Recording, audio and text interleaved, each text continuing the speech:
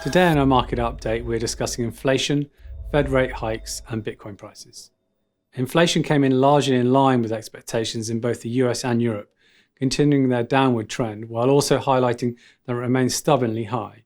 The recent 95% jump in European natural gas prices suggests the inflation problem is far from over, though. How will this impact the Fed's next rate decision?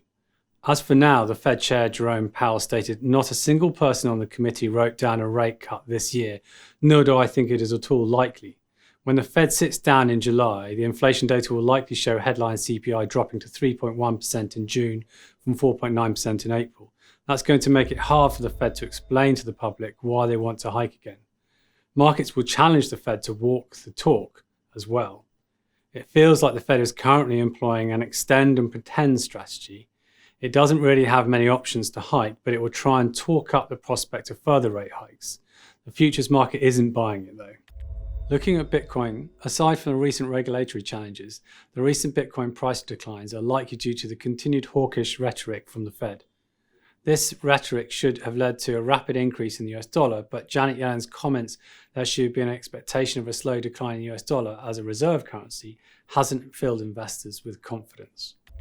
Over the weekend, Bitcoin dominance rose to around 50%. It appears that a major player has extended significant pressure on the altcoin market. We suspect it could be entities such as Jump, Trading, or Cumberland, particularly considering their direct mention in the SEC's actions against Coinbase and Binance. The SEC has also claimed that nearly 20 crypto assets qualify as securities. This has forced exchanges such as eToro and Robinhood to preemptively review and delist assets. Liquidity in the broader crypto market will likely continue to decline. It feels like the crypto brain drain from the US is already happening.